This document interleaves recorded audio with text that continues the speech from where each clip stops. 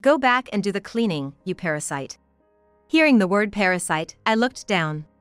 Being a stepmother, I never expected to be cherished. But I never imagined being thought of in such a way.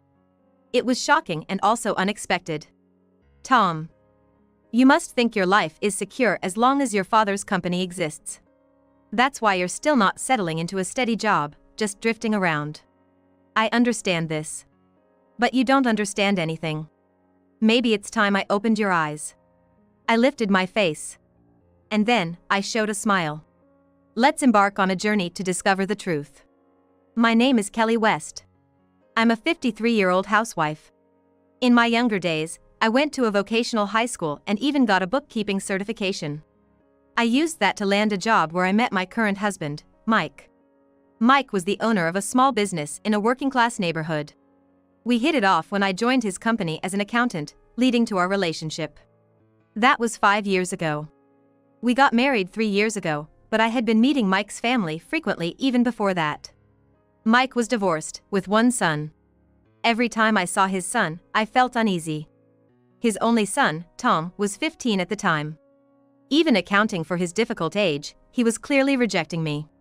This continued even after Mike and I got married and became a family. Kelly, don't you have any children? Tom asked in a formal tone. I answered honestly. I don't. Marrying Mike was my first marriage. It may be surprising for some people I was single until this age. Huh. Tom seemed disinterested, even though he had asked the question. I had my share of arrogance when I was younger. The confidence that I could live on my own. I dated a few people out of curiosity, but I never ended up marrying anyone. I was proud of my skills and, in terms of income, I was making more than most men. I was respected for my ability at work, and just mentioning the company I worked for made everyone envious. I thought that life would continue forever. But the downfall came suddenly. In my late 30s, I fell seriously ill and had to quit the job I was at. What a waste.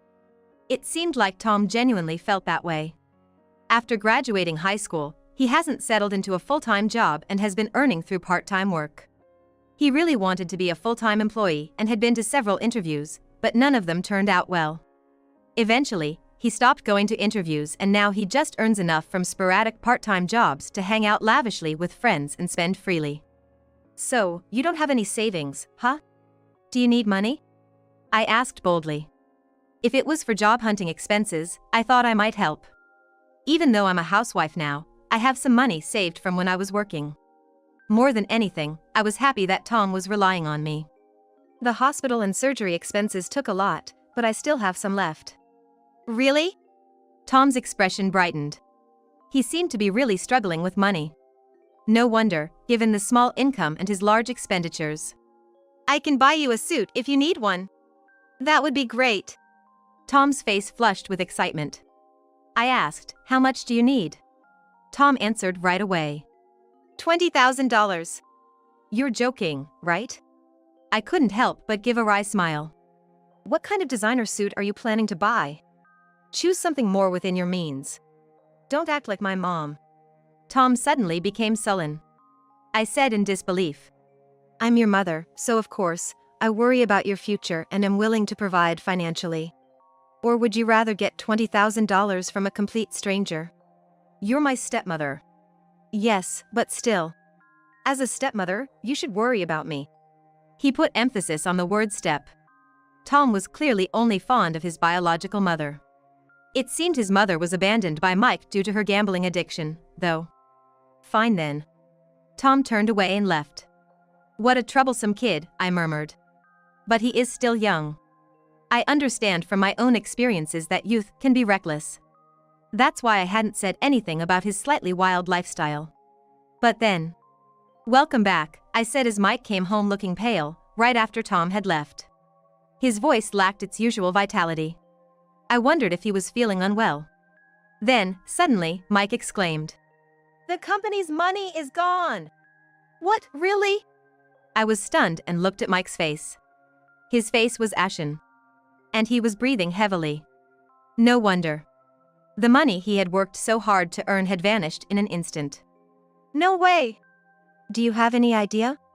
Mike was looking into my face. I nodded.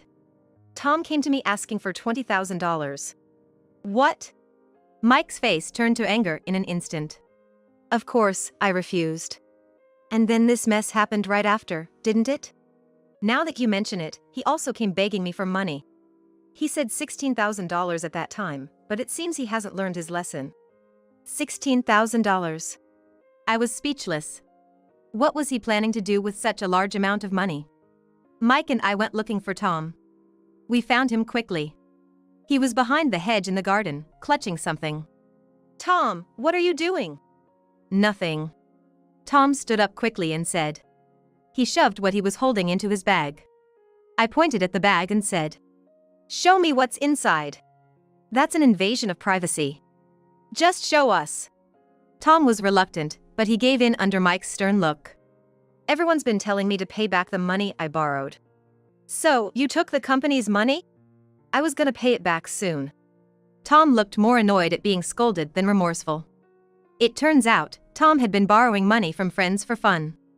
And the amount had piled up to $20,000. Even if you're borrowing money, there should be a limit. Each person was just around $2,000 to $4,000. That's no excuse. I dismissed Tom's words outright. Do you have any idea how many months it would take you to earn $20,000? I don't know. Don't pretend you don't understand. I had my hands on my hips. Living at home without contributing to living expenses, and then borrowing money from friends to go out. What are you thinking? You're not contributing to the living expenses either, Kelly. Tom retorted, getting defensive. Mike spoke up for me. Kelly supports us with household chores, unlike you who just hangs out. You two aren't the same. See. Tom had tears in his eyes. It's always about Kelly. Dad doesn't care about Mom or me. Tom shouted and then ran off towards the house. Likely to his room. He doesn't have the courage or the financial means to run away from home. He's starting to act like his mother, Mike said with a distant look. After the incident with Tom taking the company's money, it's been decided to manage our finances more strictly. We can't afford to have him steal the company's money again, Mike said with a bitter expression. It's tough for Mike to suspect his own son. Are we also covering Tom's car inspection fees? Well, yes. He says he'll pay back once he finds a job, but with the way things are going. Mike and I were frustrated. The car Tom drives is used but a popular model. Of course, Tom couldn't afford it on his own, so Mike lent him the money. Meaning, Tom owes not just his friends but also his own father. And now, he might even be targeting the company's money. Maybe we should subtly warn him at dinner. Yeah. I'm not lending you another penny, Mike said, finally softening his expression. However, by dinner time, Tom didn't come out of his room. I can't even afford clothes. I don't have money for gas. In this situation, who can I meet? If that's how you feel, then get a job and spend your own money. I advised him, but it had no effect. In the end, I left his dinner in front of his door to see what would happen. The next day, I found the plate empty. From the beginning, I didn't expect him to wash the dishes. Relieved that he had eaten something, I took away the dishes. Breakfast was the same. I left what I made in front of his door. Suddenly, it struck me that this situation resembled something. Right. It's similar to families who prepare meals for a family member who has withdrawn from society. But Tom isn't withdrawn. I murmured to myself as if trying to convince myself. Sadly, my bad feeling turned out to be true. Tom hasn't come out of his room since then. I can't go out without new clothes and money to pay everyone back. He stuck to that one reason. I received several calls from his friends. So, he's sick, huh? Yes, that's right. I invariably lied. Telling the truth that he voluntarily shut himself in his room would completely ruin Tom's standing. At the end of the call, Tom's friend muttered, I wish he'd pay me back soon. I'm sorry. I instinctively said the word and held my head. Even though the person on the other end couldn't see me. After the call ended, I was at a loss. How could this happen? To think he would shut himself away after making such a mess with debts. How irresponsible can Tom be? Mike is too busy with work to be a confidant. Rather, it seems like he's intentionally coming home late these days. Probably because facing his son is too painful. I understand that feeling. But Tom is Mike's blood-related son. As a stepmother, my words don't reach Tom. Tom, please, come out. If you'll pay off my debts, then I'll come out. I can't do that. I was shaking my head. Not giving Tom any more money was a promise I made with Mike. However, once he realizes I won't pay, Tom stops responding again. Tom. My voice was tinged with desperation. What's it like inside his room right now? It hasn't been cleaned, and from what I can see from outside, the windows are all shut tight. It's an extremely unhealthy situation. At this rate, the lie about being sick might actually become true. Please listen. Actually, a junior from my previous company, who's moved nearby by chance, said they might hire me for a part-time job through their recommendation. Another part-time job. I'll forever be stuck in part-time jobs, never becoming a full-time employee. Tom groaned. His voice sounded frustrated. Still, the fact that he responded means he's at least listening to me. Holding on to some hope, I continued. Even if it starts with a part-time job, you could become a full-time employee based on your work. So, won't you at least go for the interview? But I don't have any clothes to wear. I've taken care of the suit, it's at the cleaners. No need to worry, I said, waiting for Tom to come out of his room. There was a long silence. Or perhaps it only felt long to me, and it wasn't actually that much time. Either way, for me, that silence was unbearable. Eventually, Tom said in a small voice. If that's the case, are you going to go to the interview? Yeah. Tom's voice lacked conviction, but I was relieved. I let out a breath of relief. Then, I'll contact them right away. I eagerly reached for my smartphone. But I was too optimistic. On the day of the interview, Tom didn't come out of his room. I don't like my hairstyle. I need to get a haircut first. Tom! I felt despair. There were people who had arranged this interview opportunity for him. I couldn't understand how Tom could betray them and act as if it was nothing. After he skipped the interview, I started keeping my distance from Tom. I prepared his meals. But that was it. I didn't talk to him or hold any expectations. Tom seems to plan on continuing to live shut away. Maybe he's expecting me or Mike to give in and pay off his debts for him. But that was out of the question. Tom's debts were excessively high, no matter how you looked at it. The demands from his friends became more blatant. Let Tom out! How long does he plan to keep borrowing money? I'm sorry, he's sick? That's a lie, right? He's just running away because he can't pay back the money. Finally, one of them became so angry that he came to our house. Surprisingly, Tom came out at that time. He had gotten his hair cut at some point. His hairstyle was neat, no different from before he shut himself away. And then, Tom said with a face that looked as if he had been through a lot. Sorry. I've been having a hard time working since I got sick. It's understandable that you're angry. His demure attitude was unexpected, considering his usual contrariness. Seeing this, his friend's anger was successfully quelled. In fact, he seemed genuinely sympathetic towards Tom. Let me know when you're better. If you need a job, I can ask around my contacts for you. Thank you. Tom smiled like a good Samaritan. I thought this promise would surely be broken too. But this time, he went to the interview without any issues and got the job. I think I can pay off my debts now. There were no more words than that. There was no apology for the time he had shut himself away. Tom acted as if nothing had happened. Mike seemed relieved that his son had stopped being reclusive. Well, now that he's got a job, that's a relief, isn't it? Yes. I wasn't fully convinced, but there was nothing I could do. After that, Tom started working at the job his friend had referred him to. This new job is comfortable. Is that so? He began eating meals at the table like normal, appearing unusually cheerful. If I work harder, maybe I can become a full-time employee. That would be good. Mike was completely reassured. I was the only one caught by a bad premonition. I couldn't pinpoint what this feeling of dread was about. By the time it was revealed, everything was too late. How about we go for a drive together? A drive? I couldn't believe Tom would suggest such a thing. It seemed suspicious to me. But before I could voice my doubts, Tom said, Do you remember the job referral you mentioned before? Yes. I skipped out on that promise. So, I thought maybe you were mad at me. I blinked. Tom seemed to want to make amends with me. It was unthinkable. But I got carried away. It's not like that at all. Really? More importantly, about the drive. Let's go together. I'm glad. Tom's face lit up. To see him showing such a bright expression, I became even more delighted, forgetting all caution. Prompted, I got into Tom's car. What about Mike? It's better with just the two of us. Just me and my son. I suddenly felt nervous.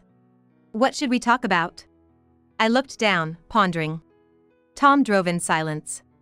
Occasionally, I could hear him humming. He seemed to be in a good mood as usual. How far are we going? It's a secret. Tom smiled mischievously. Drawn by his smile, I found myself smiling too. We're getting on the highway. We're going quite far then. Using the highway, I wondered how far Tom was planning to go. I was puzzled, but Tom wouldn't give an answer. Eventually, the car stopped at a service area on the highway. Get out. Okay. I wondered if we were going to grab some lunch, tilting my head in curiosity. Right in front of me, Tom quickly went back into the car. Unable to understand his actions, I heard the car doors lock. What? Parasites should go back and clean. Sticking only his face out the window, Tom said that. His eyes were no longer smiling. Make your way home if you can. Wasn't this drive supposed to be about making amends? I said, confused. Deep down, I still harbored the thought that this might be some kind of joke. But Tom, with a cold voice, said, Idiot. Who would reconcile with someone like you? I've already found a job, and Dad can still work for a while. But what about you? What do you mean? I could feel my lips twitching. Bowing my head in shock. Even though you joined us as an accountant, you've been living a parasite life as a housewife since getting married. We don't need someone useless like that in our house. Parasite? I've been delivering meals to you every day while you were shut away. I screamed desperately. People gradually started gathering in the parking lot. They're just onlookers, no need to pay them any mind. I told myself, even as tears began to well up. Tom. I never expected you to cherish me. But to think you felt this way. It's shocking. Incredibly so. I wiped my tears with the back of my hand. Meanwhile, Tom started the car with great enthusiasm. A sharp voice flew towards him. Calling your own parent a parasite, what kind of person does that? It came from someone I had thought was just an onlooker, from within the crowd. Tom stopped the car. Again, he stuck his face out the window. Mind your own business, outsiders. No way. We can't stand by and watch this. Voices of agreement rose. There were voices advocating for the challenges of being a housewife. Voices condemning Tom for not valuing his family. Everyone seemed to be on my side. I felt like crying for a different reason now. Tom shouted back in fury. A bunch of people who don't know the situation, making noise. As soon as he pulled his face back in, Tom drove off. Tom's car disappeared in no time. I sighed. Tom, you really don't understand anything. What a terrible person. The man who had spoken up first approached me. He's my husband's son. I said with a wry smile. Even without blood relations, we could have been a family. Yet, Tom left me behind. Where's your house? I'll take you. No, I'm all right. Don't be shy, it's okay. He insisted with a friendly smile. And I found myself nodding. Okay, let's go. Yes. I got into the back seat and the car started moving. The man was a better driver than Tom. His driving was as smooth as a taxi driver's. In the midst of this comfortable journey, I wondered why. Why are strangers so kind, yet? Is that the house right there? Yes, that's the house, I answered, feeling a pang in my heart. Tom is there. Tom will probably try to drive me away again. In that case, I should. Parasites should go back and clean. Those words suddenly came back to me. I lifted my face. Right. It's about time I taught Tom, who understands nothing, the truth. Okay. I'll make sure it's clean, I muttered as I got out of the man's car. When I got home, Mike was waiting. Unaware of the situation, Mike asked, "Where have you been?" "Just out shopping," I said. My tone was almost sing-song. "You didn't buy anything." "I'm about to buy something." I sat down at the desk and opened the computer. I showed Mike the search results. "Let's buy a new house." "What?" Mike looked stunned. But I was dead serious. "This house only holds bad memories. So, we're going to start anew." "We don't have that kind of money." "We can sell this house and use the money as a down payment." "Even so." Mike mumbled, yet he was rubbing his own waist. Mike is also middle-aged. I know he's started to suffer from back pain in the last 2 or 3 years. "Isn't going up and down the stairs getting hard for you?" "Well, can't be helped," Mike said resignedly. I smiled. "This house is a single story. It seems to have fewer steps." "That would be a relief, but..." Considering his back, it must be an appealing proposition for Mike. "What about Tom?" "He can probably live on his own by now," I said. I had no intention of taking Tom to the new house. "I heard he's got a girlfriend at work." "Really?" Mike seemed surprised, but it was true. I heard it from one of Tom's friends. That friend wished Tom would pay back his debts before getting a girlfriend, though. It's not cool for a young man with a girlfriend to still live at home. That's true. Mike nodded in agreement. That settled it. The next day, we went to see the house. As expected, it was easy to live in, and Mike seemed deeply moved.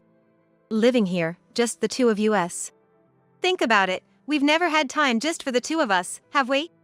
Now we can spend time together, just us." "That sounds good." Mike smiled happily. Even after deciding to sell the house, we hadn't told Tom anything. "You haven't been saying unnecessary things to Dad, have you?" "What do you mean?" Tom was concerned about the incident where he left me behind. Not out of guilt. He was afraid of being ratted out to his father.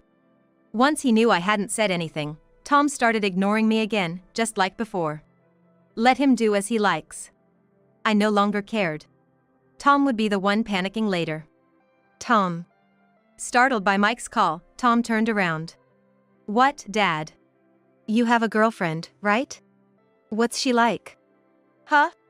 Tom was surprised by Mike's question. "How do you know about that?" "It doesn't matter. More importantly, what's going on with you two? Thinking about marriage?" Mike's questions were straight to the point. Tom frowned. "We're both young, we don't know about that yet." "Then it's perfect. Why don't you move out and try living with her?" "Wait a minute." Tom clearly became displeased. Being asked about his relationship status was annoying enough, let alone being told to move out. "Dad, cut it out." "Oh, it's a good opportunity. Why not check if she'll become a parasite?" I said while chopping vegetables in the kitchen. In a tone as if it was just casual conversation. "Parasite?" The word caught Mike's attention. "Who said that?" "Well, it was Tom, wasn't it?" I said nonchalantly. Tom screamed. "Wait! That story is..." "Actually, I haven't told Mike yet." At my words, Mike's voice dropped. "What are you talking about?" This was perfect. Ignoring Tom's pleading, I began to speak. "The other day, we went out for a drive together." "Kelly and Tom?" Mike looked surprised. Tom's expression was frozen. I had refrained from mentioning Tom's misdeeds until now. Revealing everything was most effective at this moment. That moment was now. At a service area, Tom left me behind. He said, "Parasites should go back and clean. If you can make it back home," he added. "Tom! What the hell?" Mike was furious. Not just his face, but his ears turned red as he glared at Tom. "You don't understand anything." "Dad!" "But..." Silence. "Listen, Kelly has been supporting us. Without her, the company would have collapsed long ago." For a moment, a look of fear crossed Mike's face. Tom looked at Mike incredulously. "What do you mean, Dad?" "Our company has debts. Kelly has been managing and applying for various procedures to keep the company afloat." "Don't lie!" "Debts, that's..." Tom was desperate. He couldn't bear the thought of me being useful to the family. Then stop the move and use that money to revive the company. The company will end with me anyway. Might as well sell it off and end it. With me here. Tom's eyes widened. Dad, I'll take over the company. I'll repay the debts. Let's keep living in this house like before. That's not possible. Mike shook his head with a genuinely regretful expression. Kelly is not just my wife, she's the company's benefactor. I can't keep you in the house after you've insulted her. Dad. Despair filled Tom's eyes. Mike looked out the window and sighed. His gaze was distant, already thinking about life in the new home. Fortunately, the debt will be paid off soon. Then the company is finished. How are we going to make a living? I'll have to work hard at a home-based job, I said matter-of-factly. In times like these, having qualifications is an advantage. Plus, I have experience and a track record from my active career. When I tentatively checked out home-based job sites, it was like everyone wanted me. I can drive, so I'm thinking of finding a job that utilizes that. I'm getting old, and I'm sick of physical labor. Don't be so pessimistic. Tom was at a loss. To him, Mike said coldly. That's why there's no place for you in this house anymore. I was thinking of letting you stay until we found a place to move, but that's not going to work. Get out of here, now. That's harsh. Tom let out a pathetic voice. I didn't know, Dad. I didn't realize Kelly was playing such an important role. Then, will you apologize to Kelly now? That's... Tom glanced at me. His face was looking like he might cry at any moment. Yet, he shook his head. Impossible. I thought so. Mike said with a knowing look. But you, thinking a housewife is a parasite, that's a terrible way to think. Housework isn't as easy as you think. Dad, you're always on Kelly's side. Tom sulked. Mike frowned. It's not about whose side I'm on. I'm worried about your way of thinking, and there's no exaggeration about housework. I'm just stating the facts. But I'm happy, I said, looking at Mike.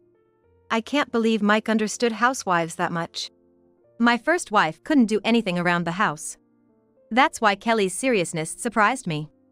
I'm grateful, Mike said, laughing. I was also smiling. Only Tom stood frozen, tears in his eyes. What should I do from now on? Figure it out yourself, I said with a slightly stern tone.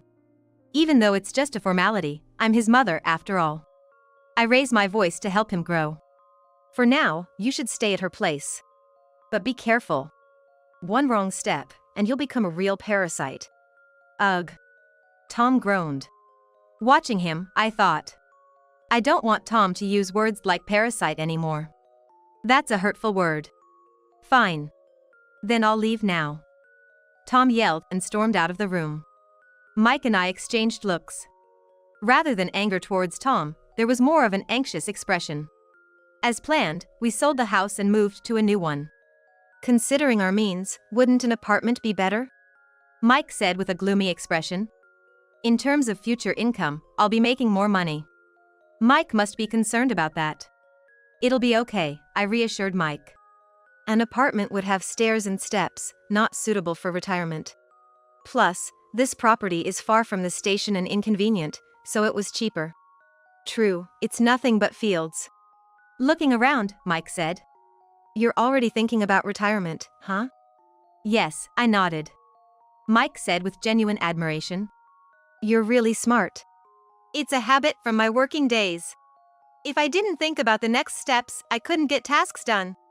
I chuckled. In addition to habits from those days, I must be impatient.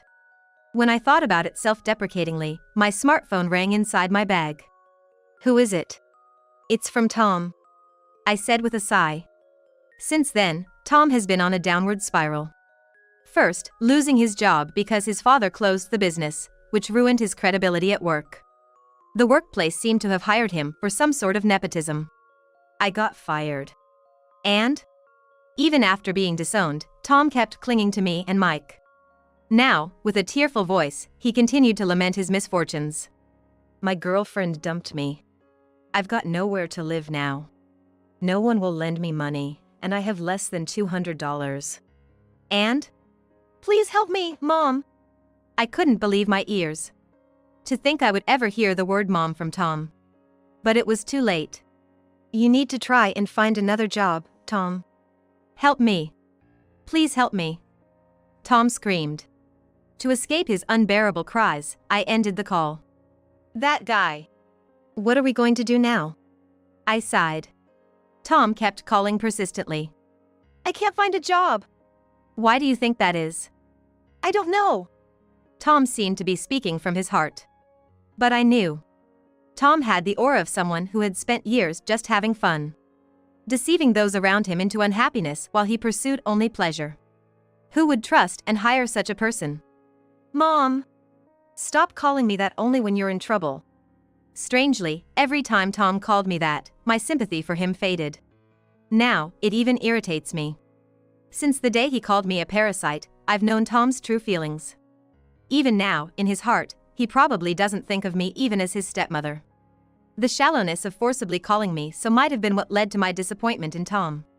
Please help me. Then, apologize. After a silence, Tom ended the call. It seems he just can't bring himself to apologize. As long as he has that pride, I'll let Tom figure things out on his own. The contacts from Tom became sporadic. It seems like he'd run out of money to keep the smartphone going. I can't contact you anymore. After this message, there were no more calls from Tom. Mike and I started a vegetable garden in our spacious yard. Eek, bugs! Our veggies must taste great, attracting all these bugs, Mike said with a laugh. He seemed to have discovered the charm of gardening. Besides the vegetable garden, he enjoyed planting seasonal flowers. I picked those flowers and arranged them in a vase. They're beautiful. It's because you raised them with love. I felt proud. The fresh flowers bloomed in a simple white vase. It's not just the flowers though. Oh? Wondering what else there could be, I tilted my head towards Mike, who blushed and said, The profile of you, diligently arranging the flowers. Just a middle-aged woman, I said hastily. Being complimented on my looks was something I had never experienced in my life. Especially now, at my age. Kelly, thank you for marrying me. I'm sorry about my son. No. I slowly shook my head. Mike isn't to blame. Tom has his way of living, and the results of that are what he is now. I'm happy to have married you too, I replied, my face breaking into a smile. The wind flowing through the window gently swayed the flowers in the vase.